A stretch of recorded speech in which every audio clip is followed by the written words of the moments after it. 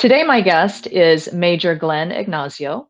I recently heard Glenn's story of substance abuse and recovery, which let me stop right there and say, well done, Glenn, and congratulations on not only getting the help that you needed, but sticking to the recovery program.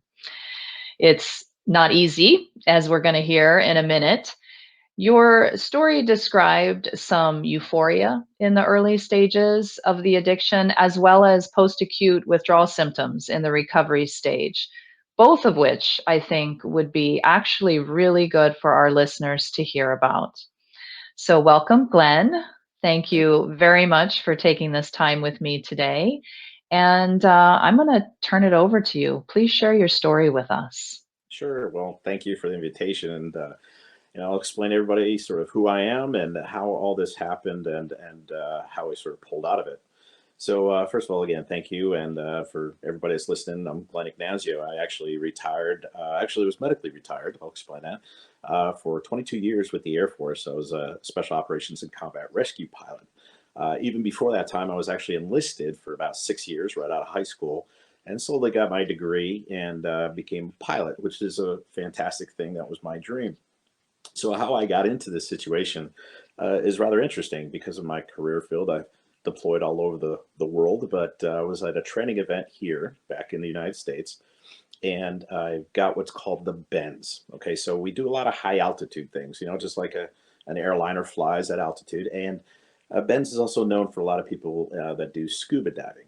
What happens is the pressure changes and these bubbles form in your bloodstream, nitrogen bubbles. It's almost like opening a bottle of ginger ale and the bubbles form. Well, the same thing happens in the body when you're at a low pressure or high altitude. So I won't bore everybody with that long detail, but what happened was these bubbles formed in the body, and it actually destroyed my hip. And so we sort of experienced things, and it started getting worse and worse. I was having this problem with this hip, and the pain got worse and worse and worse. So I started getting it looked at, and they said, "Hey, you're going to have to get your hip replaced. All the cartilage is disappearing." So that was the beginning where the pain was getting very difficult. Now, my entire career, I've never been on narcotics, no drugs, never tried marijuana, nothing ever in my entire career. So I have literally no experience with drugs, narcotics, whatever. So before the surgery, the pain was getting bad enough, literally bone on bone pain, where I was getting sick. I was literally vomiting because the pain started getting Mm. that bad. So of course, the level of pain has started getting Percocet, and Percocet started about 5 milligrams with oxycodone, and the rest, of course, was Tylenol. Now, at the same time, since I was a military pilot, I was also in the National Guard. So I would fly part time, and I had a full time executive job working in industry up in Silicon Valley in technology. So I was able to continue working as best as I could. And the first time I got the pain medication, the first thing that the doctors say is, "Hey, this is going to make you lethargic. This is going to make you, really basically fatigued." And it was exactly the opposite. So with my career field, it's very physically demanding on the body, as you can imagine. And so we accumulate probably all these pains and aches and everything from all the things we've done over the career. So the first time I took the pain medication, I'm expecting to be sleepy and everything. It Mhm. was exactly the opposite. So for 5, 10, and even 15 milligrams, it wears off after a couple of weeks. The body gets used to it. And then you got to go to 10 milligrams, and then the body gets used to it, and then you got to go 15, et cetera, et cetera. But the interesting part is for that first 5, 10, 15, this is the first time I didn't feel any pain whatsoever. I realized, and I always have an ache here or an ache there. So it was almost, yeah, this euphoric state. But when I say euphoric, I don't mean it from an idea of being what you would say high or anything like that. I mean, it was the first time in many years that I didn't feel pain. And it was boggling to me because I didn't even know I accumulated that much through my career. So instead of this fatigue, instead of this grogginess, I actually was super efficient. So my work was better. I was more focused. I was actually doing better than I ever did before, which again, it's completely opposite what most people think. So as things progressed and got worse, I then had my first hip replacement. So it was a hip replacement and a little bit more. So we go through the surgery. And of course, the pain medication, since I've been on the 5, 10, 15 for, I would say it was about 30 days or more before the surgery. So we're starting to accumulate and starting to increase with the painkiller. And I think your audience understands that, you get 5 milligrams after a couple of weeks, the body starts figuring it out and it doesn't work. So you got to go up to 10, et cetera, et cetera. Well, after the first surgery, again, it felt great. We started coming down. I think I was up around 40 milligrams at this point. So now we've got off the Percocet and we're purely on the 30 milligram oxycodone pill. I remember it being blue. And so it was around the 30 or so. And I thought everything's going great. Well, about a month after the first surgery, things started getting worse. The first surgery actually went bad. It was even causing more damage. So I had surgery for the accident, and now the first surgery went bad. And the pain started climbing considerably. And of course, they're evaluating what happened.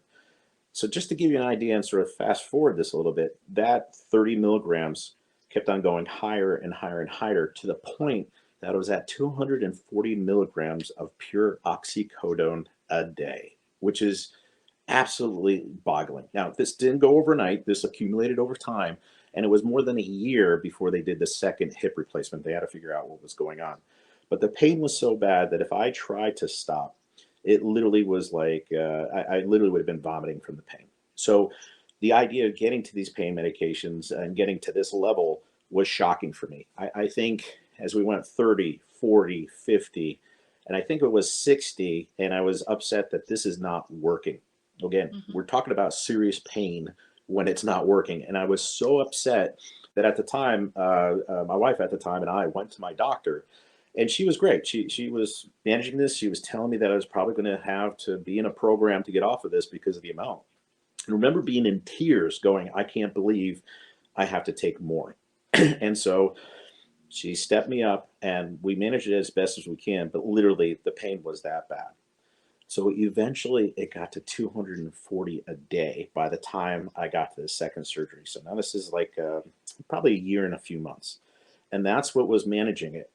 As I started getting into that upper level, that's when all the, of course, the lethargic, I guess nods is what they call it. You're in so much, you're having so much that, you're getting the pain, but then it's sort of like you're falling asleep and waking up. And at that point, I wasn't working. So I would say the first 5 or 6 months that I was on the medications, I was working. And then the second 6 months to 10 months, I was not. That was where I was completely out of it. And basically at that point, you're just not functional. You're on so much oxycodone. So we had the second surgery. Everything's great. I have to give thanks to Stanford Medical up in Palo Alto. They're the ones that did the second surgery. And they also are the ones that helped me start coming off. So as I started coming off and we started weaning it off, we would do it every couple of weeks. And the reason for it, again, is my body and myself, I've never been on this stuff. So every time I stepped down a little bit, I felt the withdrawal symptoms, the feeling like you had the flu, feeling very unwell. Everything started getting exaggerated where, a paper cut felt like my hand got amputated because my body was so sequestered, so numbed from the pain medication, and now things started becoming exaggerated. Well, eventually, as we got lower and lower and lower, and got to the point where I'm getting off. Okay, so I think it was around 10 or 15 milligrams, and I said, I'm done. That's it, and I stopped. That's when withdrawal symptoms come in, and the withdrawal symptoms, again, the flu-like all along, but this is where it hits the fan. And this is the same thing as if somebody was doing heroin or injecting whatever, the typical thing that you hear when people are on, opiates or heroin or whatever it is.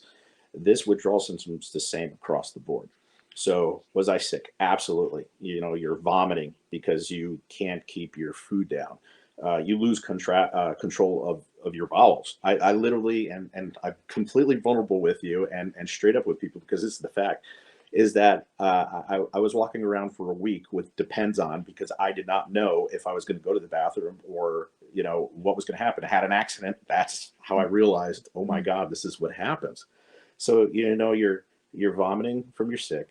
You lose control of your bowel syndrome. You get restless leg syndrome, which mentally was driving me nuts at night. It was absolutely horrific where you feel like your whole body is itching and you just can't do anything about it. And that severe part lasted about 4 days. And then you start coming out of it and you still feel like crap. And it took probably another week to get through the sickness. You're never getting out of bed. I mean, you just don't have the energy to get out of bed. You don't have the energy to get up. You don't have the energy to eat. Just it's like your body just shuts down. And the other interesting part about this, now I've got a lot of combat experience. I've been deployed all over the world, and I had PTSD. And the most vivid, incredible flashback I've ever had in my life, where I was like, "Oh my God, this is happening again," happened when I came off completely. So not only did it impact me physically, but that happened once, and it only happened once, but mentally it was shocking, and it was one of the first things that the doctors I was working with, the addiction specialist helping me out, is the first time they actually heard that. So that was really interesting, and they're very closely connected to the VA, so that was a very interesting note for them to realize. A lot of people do drugs for a numbing effect to escape and whatever. Mhm. This whole situation was from a military incident, was from multiple surgeries that went wrong. And that's how I got up to 240 milligrams. And yes, it was managed. And fortunately, it was managed very well to come off of it as well. So I finally go through this 2 week nightmare till I can actually function again, to where I could get out of bed and do things. And for me, I set these small little victories. And the point was, can I get out of bed? That's my simple objective. And I'm like, okay, I'm going to get out of bed. Make myself a breakfast. Okay, that's a small victory. I'll make myself a breakfast. So I talk a lot about small victories, and it's things we don't normally think of. For example, the first thing I thought of was like, man, I can't wait to just, take off and start walking again. Oh, wait a minute. I couldn't do that. First victory was I just want to get out of bed and in a walker. Then I want to get to a cane. Then I want to walk again. Okay, I got that. And that was the same setup about coming off withdrawals is, yeah, I just want to get out of bed on my own. I want to make breakfast on my own. I want to get outside on my own. Casually, we do this every day, but going through that particular, getting off of the medications, I literally had to set the smallest objectives like that you would not consciously do to help me get out of it. And so if that benefits somebody, think about that. As ridiculously small you can get, you feel like you're achieving something, it's giving you the motivation, and you feel like you're accomplishing that's going to get forward. So that's what I did to help out. So after all this nightmare, about a month, I would say even less than a month later, I'm like, okay, I'm going to get back to the gym. So first of all, you're down all of these pain medications. Again, the pain is exceptionally exaggerated. You stump your foot and you feel like somebody just chopped your leg off, because the pain is exceptionally exaggerated. I can't emphasize that enough. Is that the body is so numbed for 22, 24 months was the total time I was on all the medications from the beginning to end. And the body is so numbed from this that now it's starting to feel things again. And so anything is exceptionally exaggerated. Smallest little pain is exaggerated. So, sorry, let me step back. So you get off all this. This is now been about a month. I'm like, okay, I'm going to go to the gym. I'm going to start working out. Outstanding. Everything's going great. But what happens when you work out in the gym? You're burning fat. You're getting your muscles going. So you always feel that soreness. So what happens? The addictive part kicks in. This is something that they taught me as well is, hey, you're going to have the feeling, you're going to have cravings. And for me, I was like, what are you talking about? Cravings? I may mention this, my father smoked for years. And I said, why can't you just quit? And he couldn't. And I had no idea about the simplistic part of addiction. And that was cigarettes and how you get cravings and so forth and afterwards. So any kind of pain I felt, so the soreness of going to the gym, guess what? The body's used to getting a pain medication every time it felt pain. So now that craving goes in. Psychologically, they taught me, I say, okay, no way, I'm not going to do that. I do this and I'm going back to this kind of life. I'm not going to have a life. I'm going to be dysfunctional or non-functional, excuse me again. So anyways, I fought that off psychologically. Very critical point I think people need to learn when they're coming off of this. But now the interesting part is I fought that off, and the next day, it's almost like I'm having withdrawals light. I couldn't get out of bed. I felt sick to the stomach again. I wasn't vomiting. So it wasn't like the massive withdrawals that I had before, But it's almost like that, it's like it just completely refreshed everything where I couldn't get out of bed. That would last for about a week.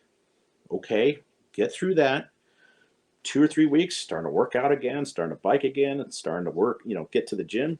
Same thing happens. So about every 3 weeks, I was starting to get into this cycle. Now, I guess the opiates get stuck in your fat cells. So when you're burning them, a little bit's getting released in the body. So you guys are specialists on this, but this is my understanding.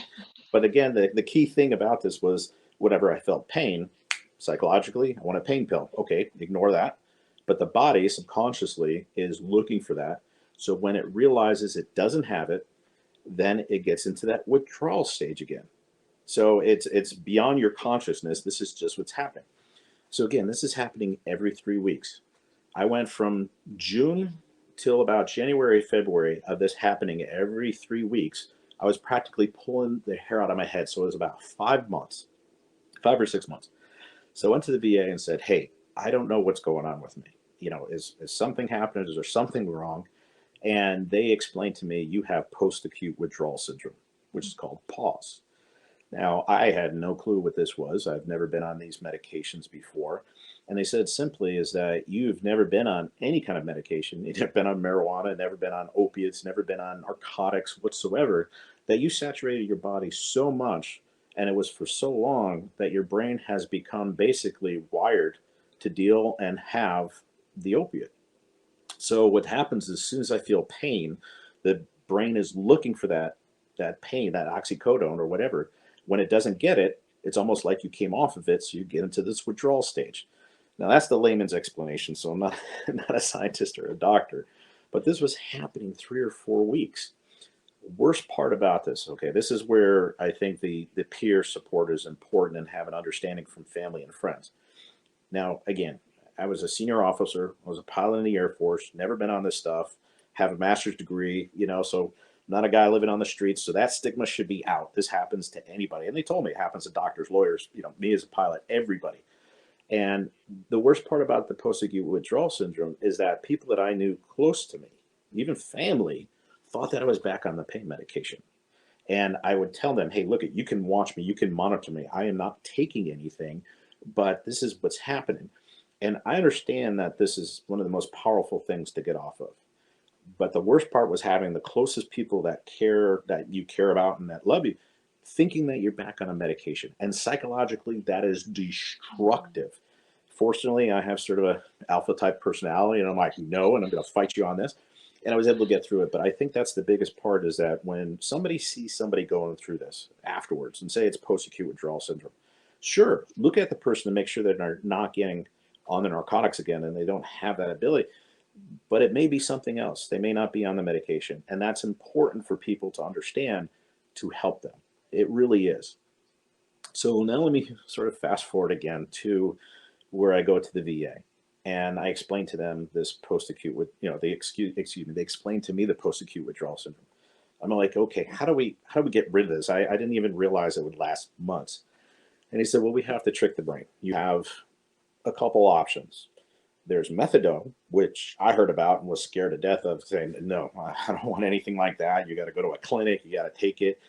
And they said, well, there's also this thing called Suboxone. I said, well, what is it? They said, well, it tricks the brain. It helps people get off of opiates when they're going through withdrawal. But after the fact, what it does is it tricks the receptors in the brain to feel like it's getting the opiate. And most of the time, people that have been on heavy medications, heroin and everything, taking 50, 60 milligrams of Suboxone. And what it is it's a tiny pill that goes underneath your tongue. It has naloxone in it, right? So you can't abuse it. You can't chew it. You can't inject it or anything for people that are, that far off. So it's sublingual. It goes through the membrane under their tongue.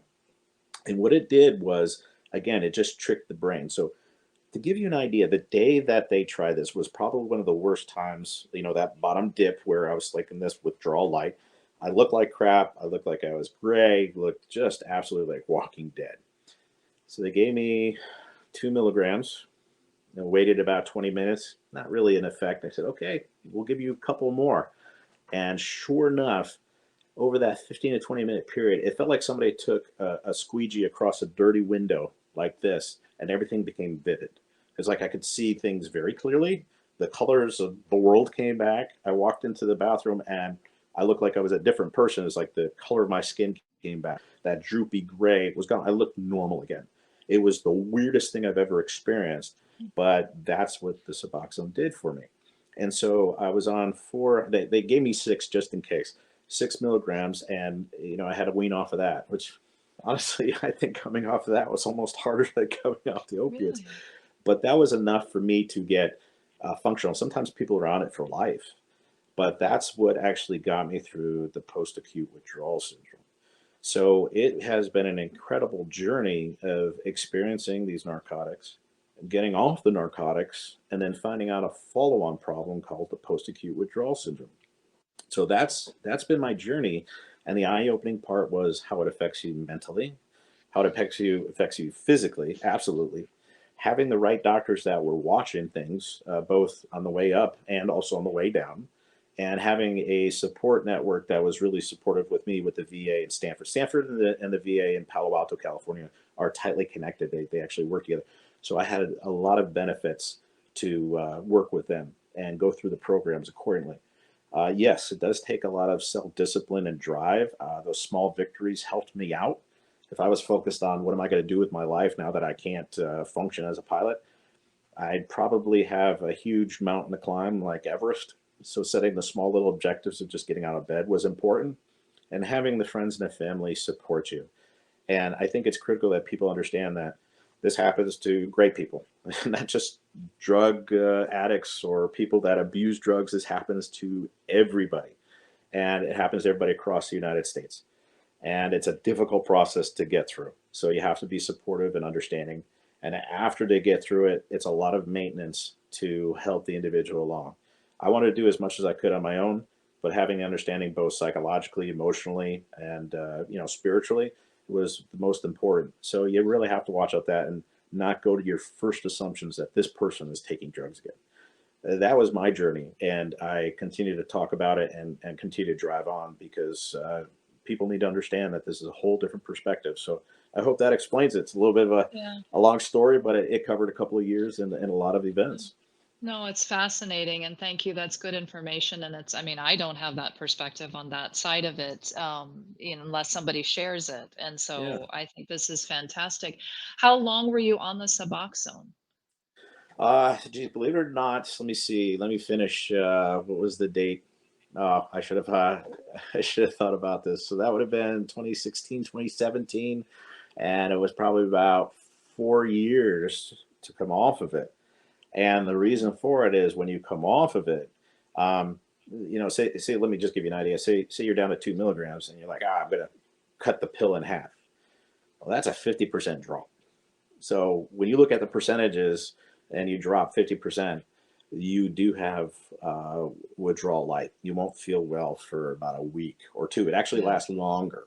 So it stays in the system longer, where the narcotic will spike up over hours and then drop back off. That's why you're always trying to maintain it. With the Suboxone or Noprofen, I can never pronounce it correctly, what happens is it accumulates in the body and it sustains for a longer period of time. So you're not doing this up and down. It becomes stable and it lasts longer in the body. And so when you step down, instead of say 3 or 5 days of brutal withdrawals, the withdrawals last a couple of weeks, but it's not as brutal. You just feel like you have the flu for a couple of weeks. Yeah. So it's a little tougher, but compared to where it was, it's not bad at all. But yeah, finally got off of it, and it took actually a few years. But that's not a problem when you can be completely functional, completely operating normally. And like I said, some Right. people are on these things for the rest of their lives. Yeah, and the post-acute withdrawal syndrome, did they tell you how long you would need to be on the Suboxone to cut that cycle?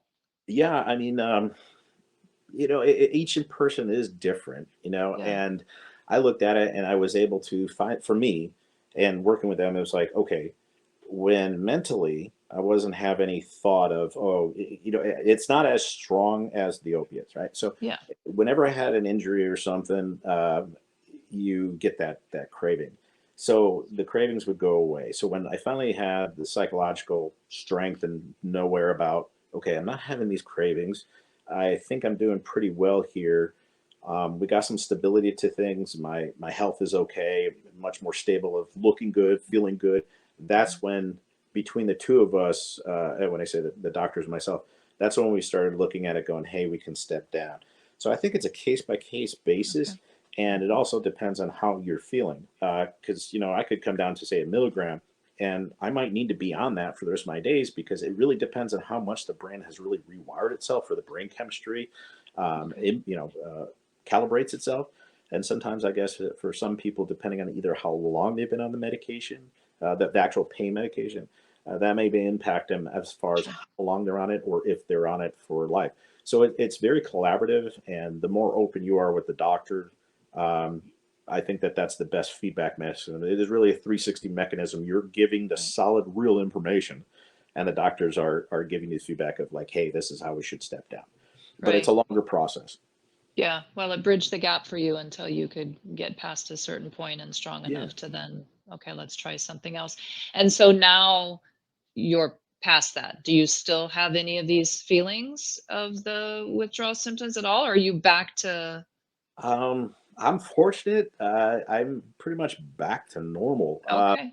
I have to say is I can't think of the last time. I don't think I've had. I can't remember consciously when I've had a craving for Okay. anything. So fortunately for me, and maybe it's just my mentality, and I have a never quit mentality, is I haven't had any cravings like that at all.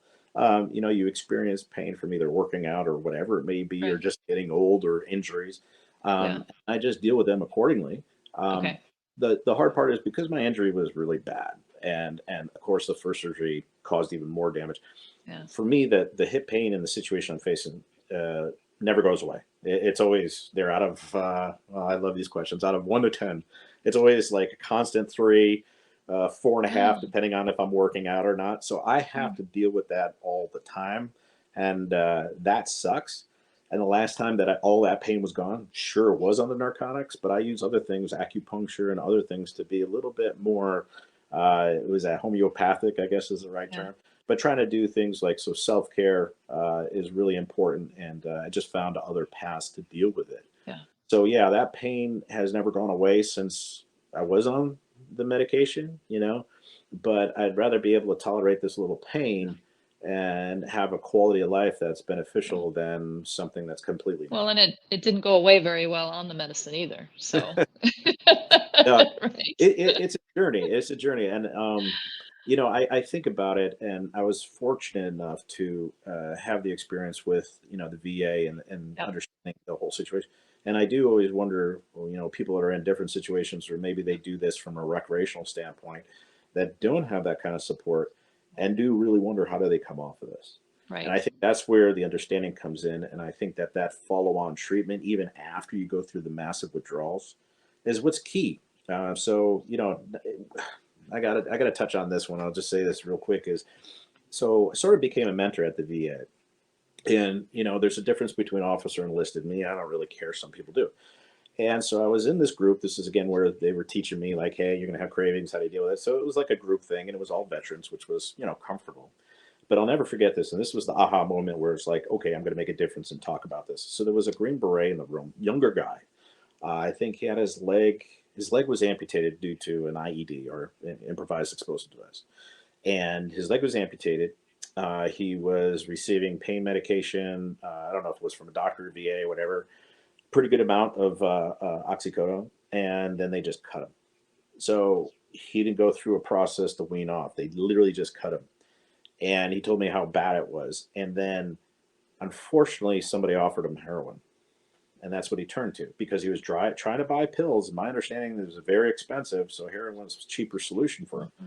But the thing is that he psychologically was going down a spiral. So here's an elite special forces individual from our military, younger guy, has an injury, which is getting out of the military, have an injury. That's a whole different beast I could tell you about, but psychologically, it's pretty heavy. And then here he is in the VA trying to deal with it, and he's literally in a depressive state, saying, "What kind of person am I for being hooked on this stuff?" Right?